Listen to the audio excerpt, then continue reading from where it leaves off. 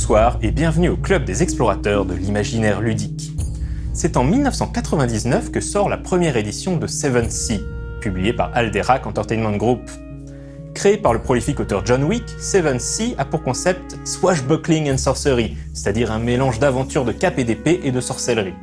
Le jeu reprenait le système du livre des 5 anneaux, et d'ailleurs comme ce dernier faisait simultanément l'objet d'un jeu de cartes à collectionner. Seven Seas sortira en français chez Asmodée sous le titre Les secrets de la 7e mer et connaîtra également une déclinaison au système D20 intitulée Swashbuckling Adventures. Et puis, au milieu des années 2000, Alderac décide finalement de mettre un terme à la gamme. En 2015, John Wick récupère les droits de son jeu auprès d'Alderac et met immédiatement en chantier une seconde édition qui sera financée par Kickstarter au début de l'année 2016. La campagne battra d'ailleurs tous les records pour du jeu de rôle puisqu'elle parviendra à lever plus d'1 300 000 $. De quoi financer une gamme complète.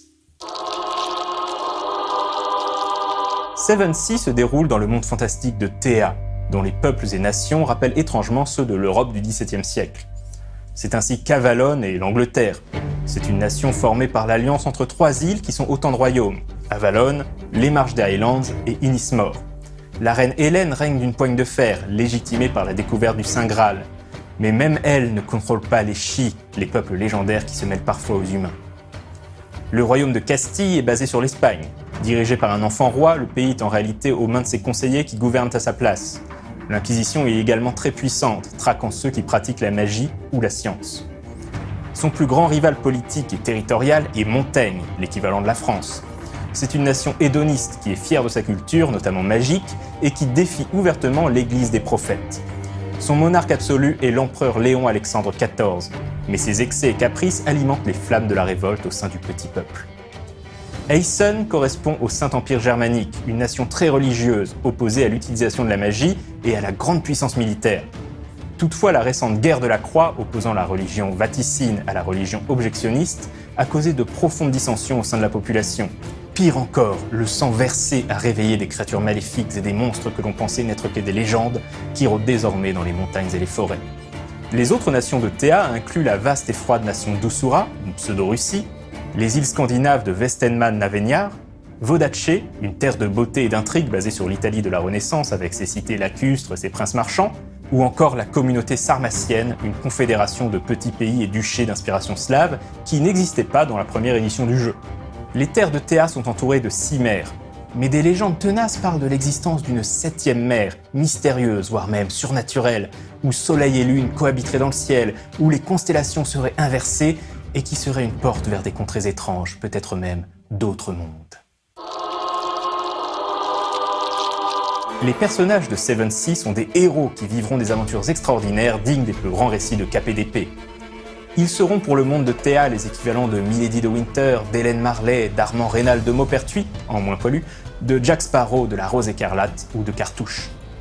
Ils pourront être aristocrates, officiers, assassins, explorateurs, spadassins, pirates ou espions. Mais quelle que soit leur profession, ils aborderont le danger avec courage et surtout panache. Chaque personnage est également issu d'une nation spécifique, et cette nation d'origine aura un vrai impact sur sa façon d'être et sa personnalité, de la même manière que D'Artagnan ou Cyrano sont indécrotablement gascons et ne se privent jamais de le rappeler. Un héros de Seven Seas est défini par 5 traits, dont la valeur est comprise entre 2 et 5. Ces traits sont gaillardise, esprit, détermination, dextérité et panache, pour reprendre la nomenclature utilisée dans la version française de la première édition. Outre ces traits fondamentaux, un personnage a également accès à toutes sortes de compétences, par exemple athlétisme, visée, combat à main nue ou à l'arme blanche, intimidation ou navigation. Le système de jeu de Seven Seas utilise des dés à 10 faces. Lorsqu'un joueur veut effectuer une action considérée comme risquée, il va additionner le score du trait et de la compétence appropriée, ce qui lui donnera le nombre de dés à lancer. Le meneur de jeu va alors lui annoncer quelles sont les conséquences de son action et les éventuelles opportunités que la situation présente. Pour reprendre l'exemple donné dans le livre de règles, imaginons que le personnage veuille s'échapper d'un bâtiment en flammes. Il lui faut obtenir au moins un succès pour s'échapper, mais il recevra 2 blessures à cause des flammes. Chaque blessure peut être annulée par un succès supplémentaire au dé. Enfin, une opportunité se présente, s'emparer d'une lettre compromettante posée sur un bureau avant qu'elle ne soit consumée par les flammes. Pour y parvenir, il aura besoin d'un autre succès. Le joueur additionne sa gaillardise et sa compétence athlétisme, ce qui donne un total de 6. Il lance donc 6 dés à 10 faces. Ensuite, il va regarder les résultats des dés et les combiner pour obtenir des scores de 10 ou plus. À chaque fois qu'il peut obtenir un 10, ça compte comme un succès. Par exemple, si ces dés donnent les résultats 10, 7, 5, 5, 2 et 2, il a 3 succès. Le dé qui a obtenu 10, les 2 dés qui ont obtenu 5, parce que 5 plus 5 égale 10, et les dés restants, 7 plus 2 plus 2, ce qui donne 11, un résultat supérieur à 10, donc encore un succès. Du coup, pour reprendre l'exemple du bâtiment en flammes, le joueur va devoir décider comment dépenser ces 3 succès. Un succès pour sortir du bâtiment, mais il devra décider s'il annule les 2 blessures mais laisse la lettre, ou bien dépense un succès pour récupérer la lettre, mais ne peut dans ce cas annuler qu'une seule blessure. Cette seconde édition de 7th est un vrai régal. Déjà parce que le financement participatif a permis à John Wick de produire des ouvrages somptueux. Comme vous avez pu le voir pendant l'émission, les illustrations sont vraiment magnifiques et tout en couleurs. Ensuite parce que l'univers a été remis à plat. Au fil des ouvrages parus, la première édition de 7th avait parfois pris des directions un peu étranges, qui de l'avis des fans cassaient parfois un peu l'atmosphère.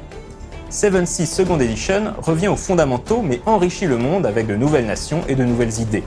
Enfin parce que le système de jeu, plus cinématographique que jamais, évite les règles compliquées pour encourager les joueurs à faire preuve d'audace et d'héroïsme. Bref, un jeu mythique est de retour à bon port avec une deuxième édition qui pour l'instant tient ses promesses avec panache. Quant à moi, je vous dis à dans 2 semaines et d'ici là, jouez bien!